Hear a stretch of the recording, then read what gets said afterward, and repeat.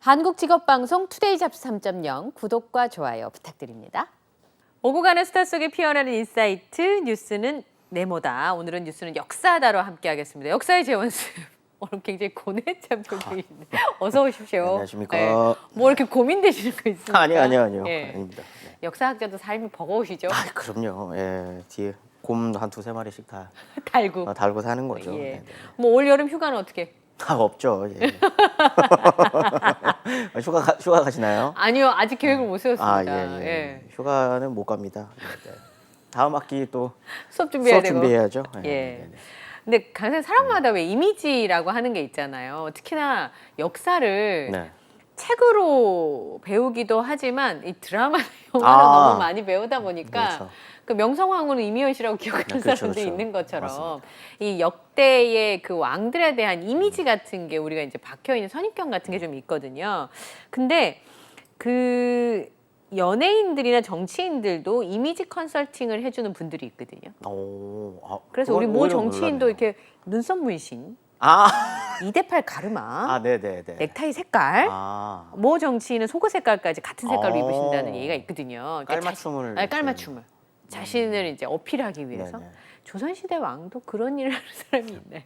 이미지, 아니 중요할 거 아니에요. 이미지가 안 중요하죠. 안 중요한가요? 왕한테는 이미지는 필요가 없습니다. 왕은 아니 좀 중요할 것 왕이에요. 같은데. 아, 근데 뭐 그런 비슷한 역할 해주시는 분들이 있긴 있죠. 있었어요 그 당시에도? 뭐 그런 분들을 이제 비서라고 비서? 한다면 네. 왕한테도 비서는 있습니다. 상선?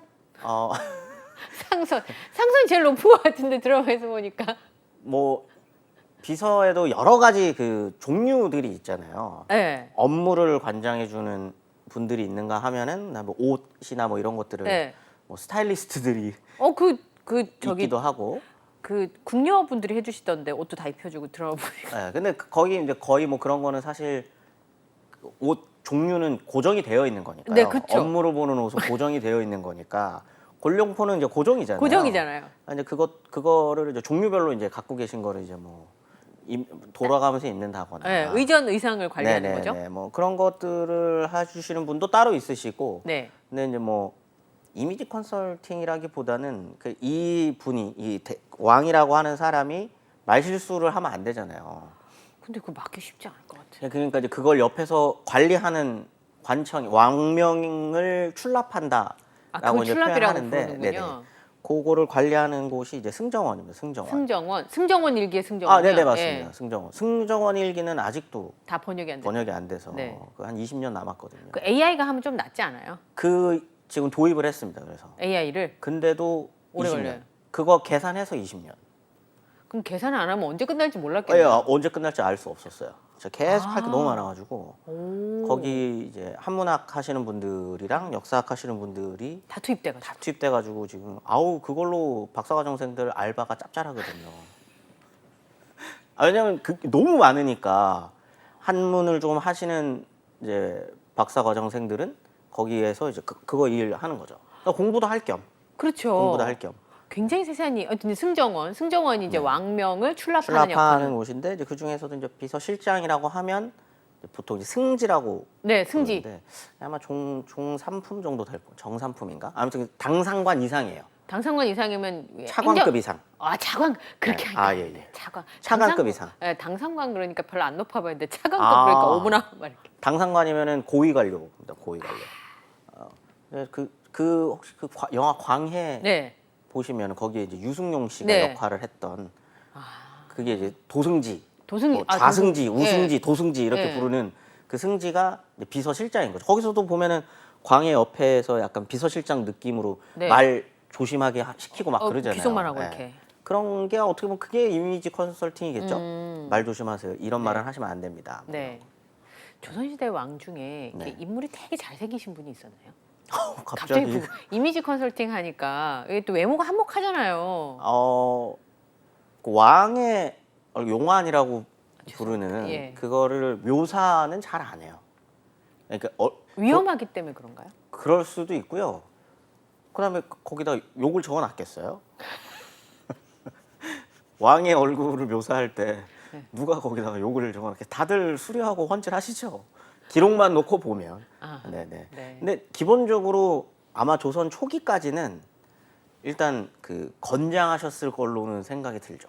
왜냐면 아. 무인 집안이었고 이었으니까. 그다음에 이제 뭐 세종 때까지만 하더라도 세종이 그래봐야 이 4대 왕이기도 했고 할아버지예요. 태조가. 그러네요. 네. 그러다 보니까 그 피가 있죠. 예. 그러니까 등치들이 아마 다들 아마 있었을 기골이 것으로. 굉장히 장대했을 것이고 그다음에 뭐 좋은 거 드시고 좋은 물에 세수하고 하셨을 테니 아마 피부도 좋았을 것이고 그 정도지. 근데 이제 오히려 좀 너무 외모가 그렇게 되면은 이제 안 좋아요? 그런 걸 돌려서 기록해놓기는 하죠. 어떻게요? 얼굴에 뭐 종기 자국이 아. 곰보가 있었다거나 뭐 예를 들어서 천연두를 피부가- 알았었다든지. 네네네네. 뭐 그런 정도는 남아 있는데 뭐 잘생겼다 못생겼다 이런 기록은 없습니다. 요즘 정치인들은 또 외모가 출중하면 도움이 되기도 하잖아요, 이미지적으로. 근데 그때는 알 수가 없었다는 정답이네요. 예. 제가 너무 원초적인 질문을 아닙니다. 학자님한테 드렸던 것 같아요. 좀 부끄럽네요. 예. 자, 우리한테 역사적인 인물들이 이미지로 남아있는 경우가 있습니다. 굉장히 냉정한 사람은 태종 이방원. 네. 주변에 있는 사람들을 다 이렇게 제거할 정도 냉혈한 그 자체다 뭐 이런 얘기도 있고 폭군 그러면 군 연산군 뭐 광해군 뭐 이렇게 네. 근데 광해군에 대한 평가는 영화 같은 데 보면 굉장히 두 가지로 나뉘는 것 같은데 네. 그냥 주장창 폭군으로 그려지는 사람은 연산군인 것 같아요. 네네네. 진짜 이렇게 사람을 많이 죽였습니까? 죽였죠. 냉혈한이시구나. 많이 죽였어요. 근데 이제 조선 시대는 이제 사화 그러면 대규모로 사람들이 죽는 거죠? 살인들이 화를 당하는 그러니까요. 건데 이때 어쨌든 두 번이나 연산군 시기에 두 번이나 큰 사화가 일어났으니까 무호갑작 일어났으니까 이때 돌아가신 사림들이 많으시죠. 예. 근데 뭐 폭군은 사화를 일으켰다고 해서 폭군이다라고는 네. 볼 수 없고요. 왜냐하면 사화는 그 뒤에도 벌어지니까요. 그거 가지고 이제 뭐 폭군이라는 이미지는 안 갔을 거고 네. 폭군이라는 이미지가 저게 이제 전형적인 연산군을 간신내 나오는, 네. 다루는 어떤 그런 이미지. 김강우 씨 또 저런 이미지로 남겠네요. 또 최근에 나온 드라마에서도 그렇죠. 엄청난 예. 악역으로 나왔다던데. 사실 뭐 예. 연기를 잘하셨으니까 아. 그러니까 더 이미지가 딱 그럴 수 와닿는 있겠네요. 그런 게 네. 있을 것 같은데 뭐 일단 술 마시는 거 좋아하고 그다음에 이제 주색이라고 표현하죠. 이제 옆에 여성에 대한 어떤 그런 편력 같은 것들이 좀 있고 일은 안 했겠네요. 뭐 그러면. 일은 전혀 안 하셨죠. 네. 일은 전혀 안 했고 그다음에 또 이때 이제 세 가지 정도가 너무나도 과하면 예. 폭군의 느낌이 나는 거죠. 하나 이제 술, 여자, 하나가 이제 사냥인데 사냥을 또 그렇게 지금으로 따지면은 사냥은 지금 제가 스포츠를 즐기지는 않아서 가장 사치스러운 스포츠라고 하면 골프가 맞을까요? 그렇게 하면 골프 치시는 분들은 또 좀 화내시겠지만.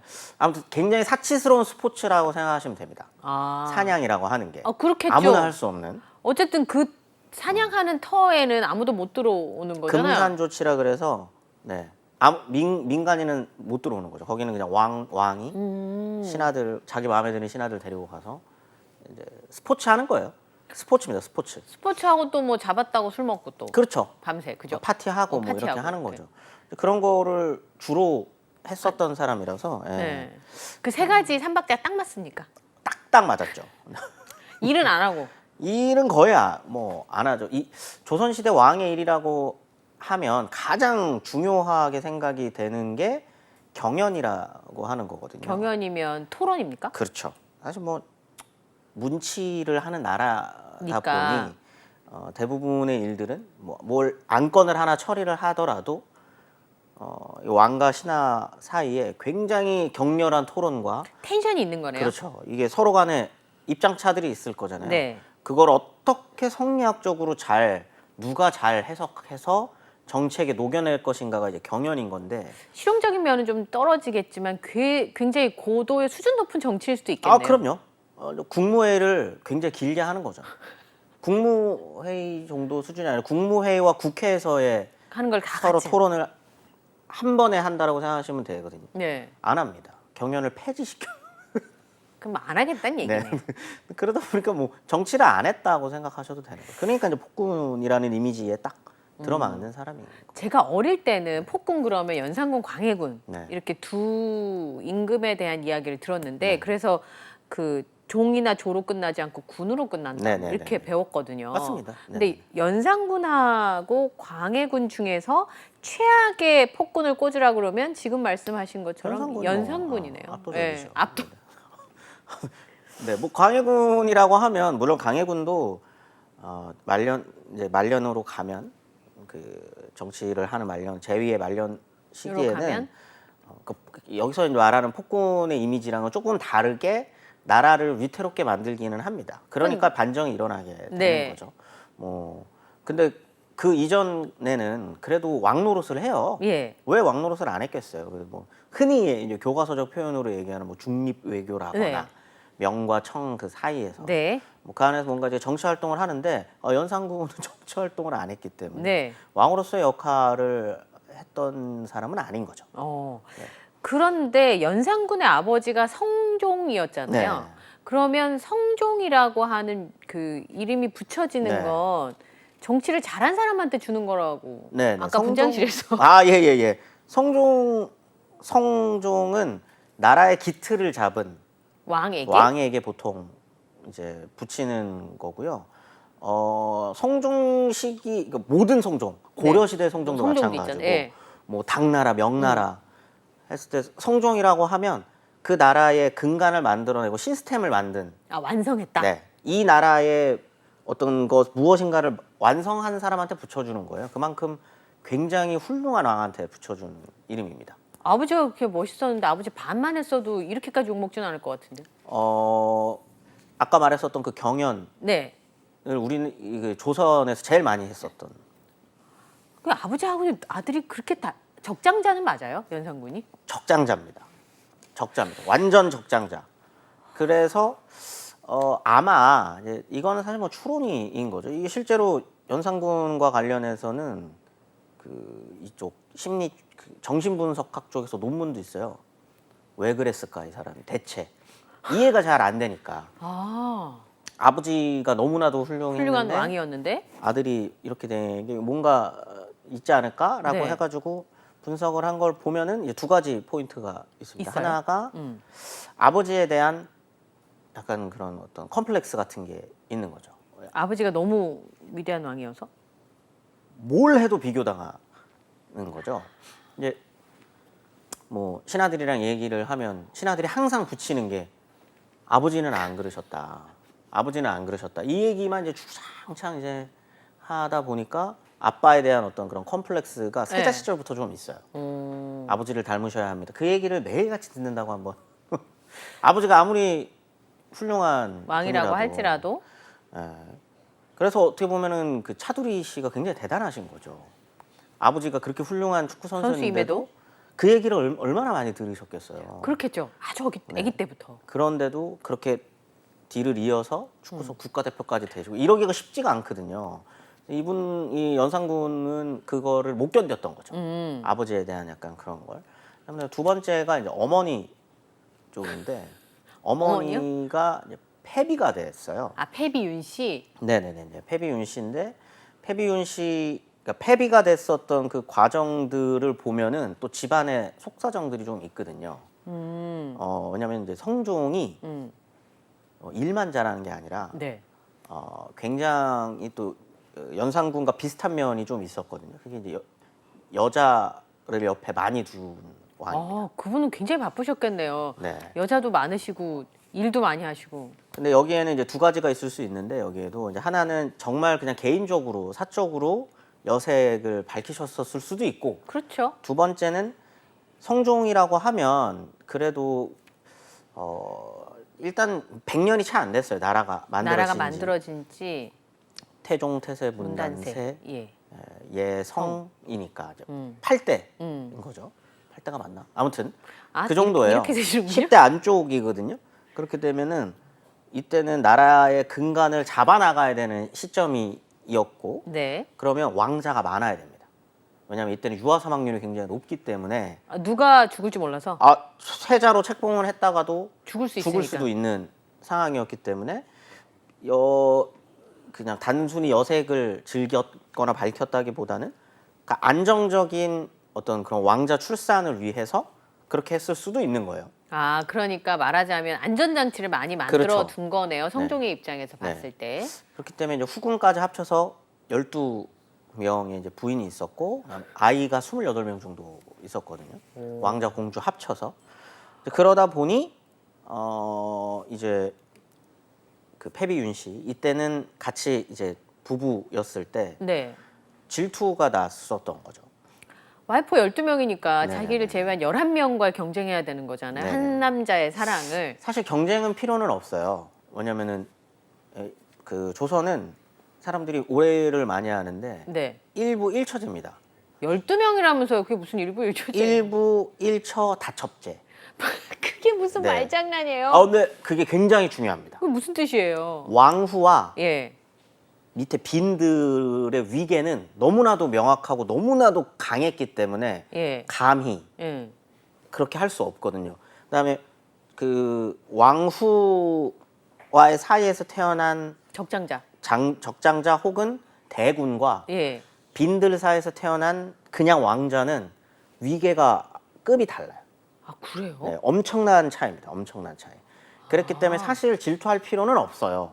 그런데 패비윤 씨는 그 질투심이 조금 강했었던 거죠.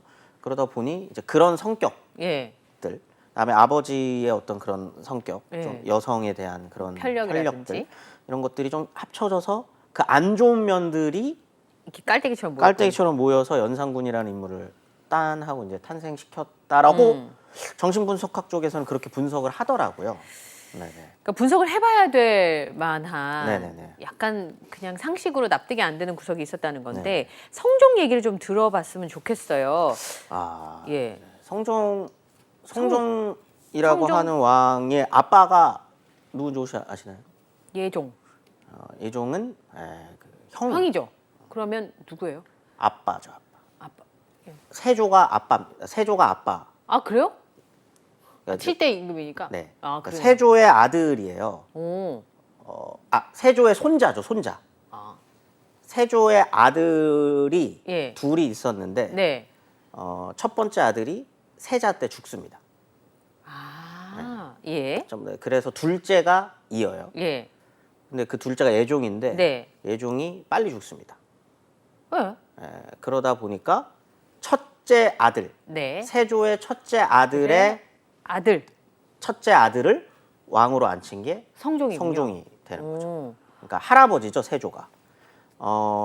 그 말은 뭐냐면 이 시기가 굉장히 혼란했다라는 뜻이에요. 세조 때 한번 또 사실 반정이라는 이름이 아닌 피바람을 부른 네, 거잖아요. 피바람을 통해서 쿠데타죠, 사실. 예. 쿠데타를 통해서 왕을 했었던 사람이 이제 세조인 거잖아요. 예. 그러다 보니까 세조 때 정치는 왕, 세조라는 왕, 예. 그리고 그 주변에 있었던 그 공신 세력들을 흔히 이제 교과서적 표현으로 훈구라고 예. 부릅니다. 훈구. 음. 그러니까 이들이 다 장악하고 있는. 왜냐면 맞아요. 다들 이제 어쨌든 인륜을 그르친 삼촌인 네. 거잖아요. 그러니까 지지해주는 사람들이 없으니까 자기를 지지하는 사람들만 끼고 그렇죠. 일을 했군요. 최측근들만 끼고 그래서 그들끼리 결혼하고 왕의 외척이 되고 아, 기득권을 네, 만들면서. 그게 이제 훈구인 훈구 세력. 거거든요. 예. 근데 성종은 그게 이러면은 안 된다라고 생각했기 때문에 이름이 성종으로 붙었겠죠. 아, 그래서 이 훈구 세력을 견제할 수 있는 네. 사람들을 뽑습니다.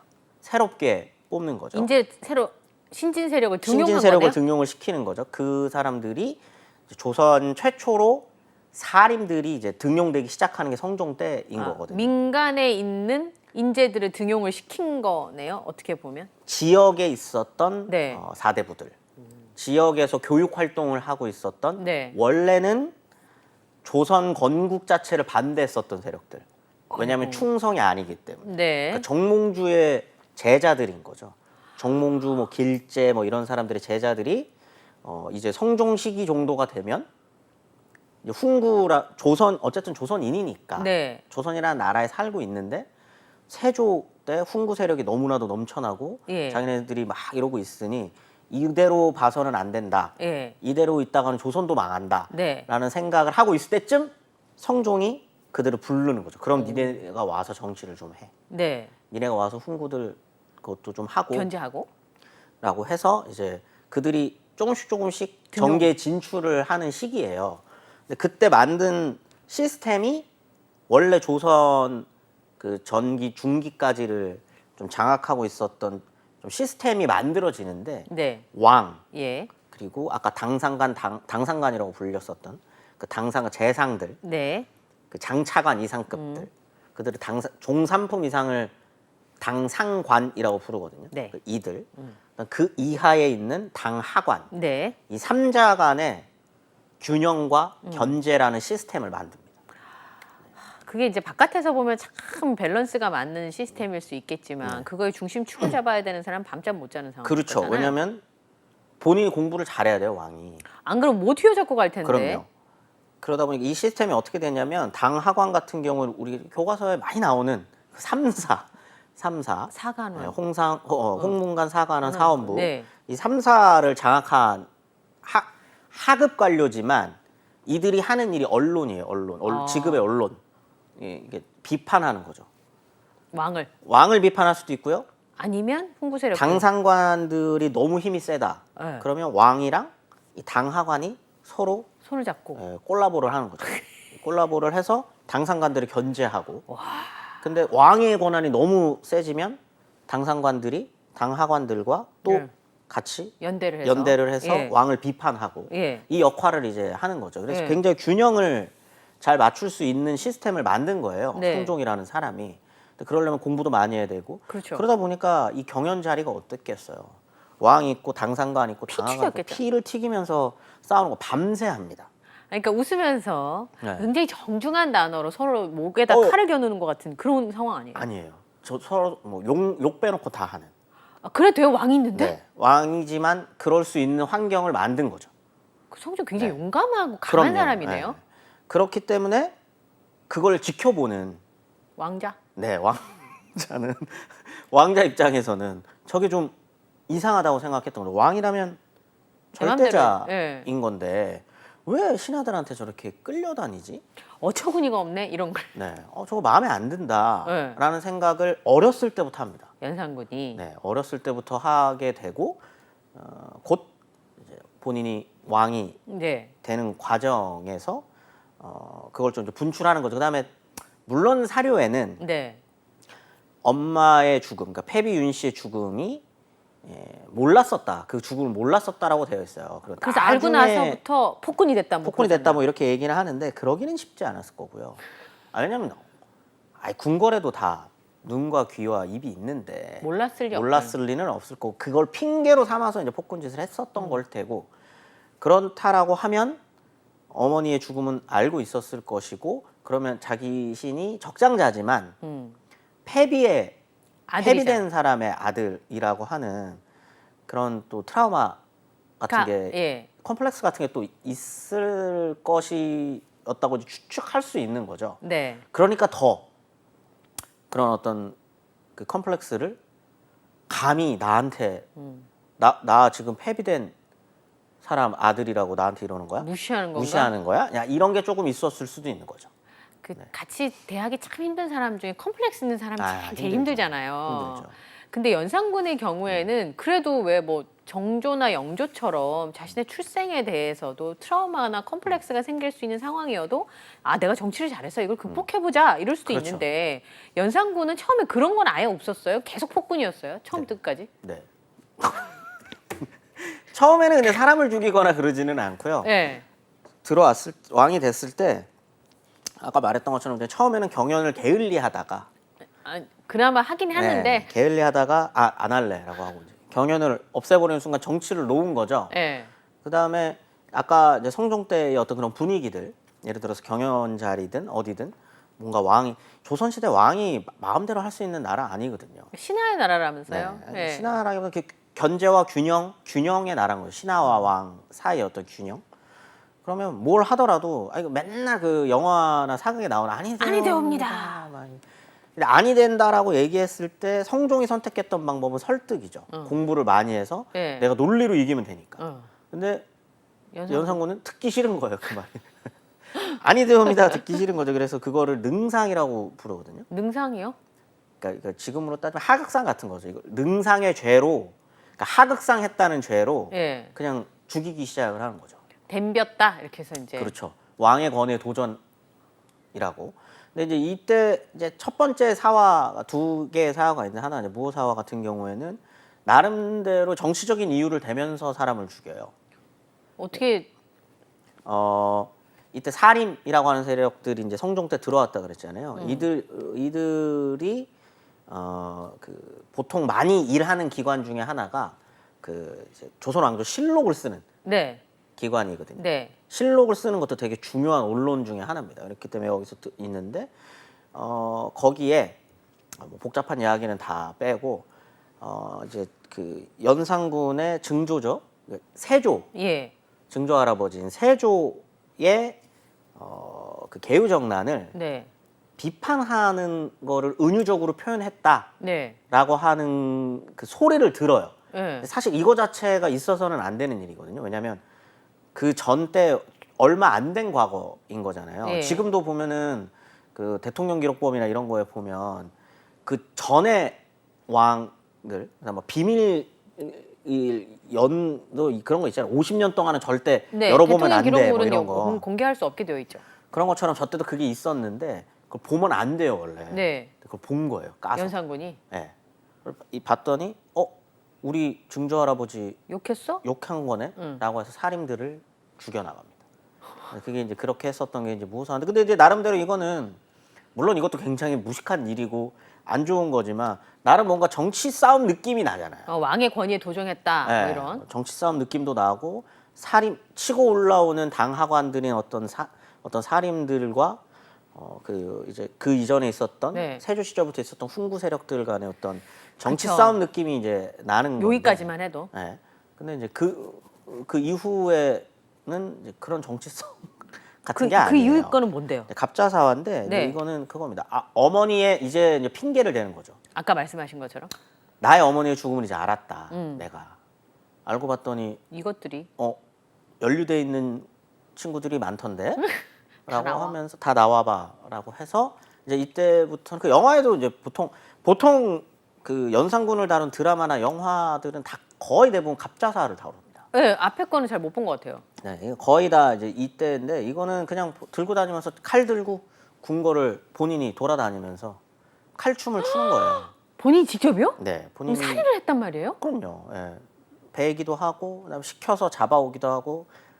이때는 아까 그 무호사 같은 경우만 하더라도 나름 살인에 대한 화였다면 갑자사는 훈구 살인을 가리지 않습니다. 중요한 게 그게 아니거든요. 그냥 본인의 칼춤이기 때문에 이때는 뭐 당상당하를 가리지 않고 본인의 가장 최측근에 있었던 사람들 빼놓고는 다 죽이는 이제 어떤 그런 잔인한 일이 벌어지는 거고, 뭐 몽둥이로 때려 죽이기도 하고요. 그리고 뭐 심지어 이제 본인의 할머니죠. 네. 할머니가 본인 엄마의 죽음에 연루되어 있다라는 얘기를 듣고 칼 들고 할머니 문 앞에까지 이제 찾아가기도 하고. 이런 도가 없는 사람을 봤나? 네. 약간 그 연산군의 그런 폭군의 어떤 그런 느낌들을 보면은 금기된 것에 대한 도전들을 많이 합니다. 그 당시 사회적 인원 통념상 네. 해서는 안 되는 네, 행위들을 그쵸. 굉장히 많이 해요. 아. 절에 들어가서 여기서 말하는 절이라고 하면은 이제 그 왕실 그러니까 전주희 씨의 여성분들이 절에 들어가는 경우가 있었거든요. 이때. 네. 거기에 들어가서 이제 간음을 한다거나 그렇게 되면 사실 근친이 되는 거잖아요. 그런 행위를 한다거나 아니면 신하의 부인들을 네. 이제 간음을 한다거나. 유부녀잖아요. 네, 그런 걸 일부러 즐기는 거죠. 그런 어떤 금기에 대한 어떤 도전들 일부러 그런 거를 많이 했었던 거고, 이 이제 갑자사화 이전까지의 어떤 많은 어떤 그런 악행이라고 하기엔 좀 그렇고 좀 도를 넘은 행위들이 가장 대표적인 것 중에 하나가 이제 채용사 건데. 최용사 아까 간신 영화 잠깐 나왔죠. 네, 여기 이제 흥청망청 있네요. 예. 이제 저게 저때 만들어준 말이에요? 흥청을 뽑는 거예요. 채용사들이 흥청이라고 하는 걸 이제 뽑는 건데 미모가 뛰어난 기생을 따로 뽑아서 네. 대궐에 출입을 시키는데, 그러니까 대궐을 왔다 갔다 하는 미모의 기생이 흥청이군요. 네. 이제 이런 그런 거죠. 이때는 뭐 SNS가 있거나 그러지 않았잖아요. 네, 그렇죠. 그러다 보니까 이제 소문만 듣고 가는 거예요. 채용사들이 예, 이쁜 사람이 있다더라. 저기 강원도 양양에 가면 누가 해변가 앞에서 이쁜데 거기 자주 출몰한다더라. 그러면- 이러면 그냥 찾아가 보는 거예요. 그 미모의 여성을 데리러? 네네네. 그러면 보고 이쁘다 그러면 뽑히는 거죠. 흥청으로. 예. 그럼 이제 그렇게 뽑히는 흥청들을 궁궐에서 이제 같이 응. 이제 또 파티를 하는 거죠. 근데 망청은 왜 생긴 거예요, 그러면? 흥청 원래 망국. 아, 저러 나라가 네, 망한다고? 흥청 때문에 나라가 망할 거다라고 예. 했었는데 이제 그거를 이제 라임을 맞춘 거죠. 흥청 망청. 네, 아, 네, 알겠습니다. 라임을 맞춘 겁니다. 아니 뭐 별짓을 다 했어요. 근데 그 장록수가요. 네, 장록수가 연상의 여인 아닌가요? 맞습니다. 근데 장록수를 그렇게 사랑했어요? 장록수가 어떤 사람이었는지는 사실 기록이 남아 있는 거는 많이 없어요. 예. 거기도 흥청이었어요? 그렇게 뽑힌 거죠. 그렇게 뽑힌 거죠. 예, 미모의 기생으로. 네, 기생으로 이제 뽑혔는데 얼굴이 이뻤다라는 그런 내용은 없고 동안이었다는 내용이 있습니다. 동안이었다. 나이가 30여 세인데 예. 마치 16과 같았다. 뭐 이런 불가능한데. 아니 그만큼 이제 동안이었고 굉장한 미인이었을 수도 있겠네요, 진짜. 그다음에 이제 언상군이 친모 밑에서 크지 않았잖아요. 있잖아요. 패비윤 씨는 이제 사사가 됐기 때문에 네. 그러다 보니까 어머니를 되게 그리워했었던 했겠죠? 걸 그런 연상의 여인 인 장록수가? 좀 채우려고 했었던 거죠. 그런 걸. 그리고 실제로 마치 그 진짜 시장간의 어미가 네. 그 하층민들의 어미가 아이를 다루는 것처럼 네. 그렇게 했다는 거죠. 뭐 막 욕도 하고 감히 왕에게. 이렇게 막 사람을 죽이는 네네. 그런 왕한테 네. 근데 이제 그런 게 이제 그런 어떤 본인은 당해보지 못했던 어머니한테 당해보지 못했었던 그런 것들을 이제 어떤 장록수의 어떤 그런 막대한 행동들을 통해 대리 만족을 하고 매력을 매력을 느꼈어요. 느끼고 이제 그런 관계를 맺었었던 거죠. 그럼 장록수가 연상군에게 막 야단을 치면 연상군이 많이 들어요? 네, 그 데뷔 전에도 막 들어갔던 그런 사람이? 네. 장록수는 끝까지 그리고 중종반정으로 무너질 예. 때까지 끝까지 가장 옆에서 연상군 오랫동안. 옆에서 오랫동안 지켰던 사람은 또 장록수기도 했습니다. 둘의 관계가 어떻게 보면 좀 묘하죠. 미묘하네요, 네네. 그죠? 그 영화가 어쩌면 덜 드라마틱하다는 생각이 드는데요, 연상군의 삶. 그럼요. 이들의 인생은 굉장히 다이나믹했고 예, 안으로 파고들어 물론 저희는 이제 부분 보고 정도를 보니까. 지켜야 하는 방송이기 때문에 다 말씀 못 못 드렸습니다. 드린 거지만 그 안에 내용은 굉장히 스펙타클했습니다. 예, 김재원 강사님과 함께 연상군에 대한 이야기를 나눠봤습니다. 네, 시간이 다 돼가지고요. 오늘 여기서 인사드려야 되겠습니다. 오늘 말씀 고맙습니다. 감사합니다.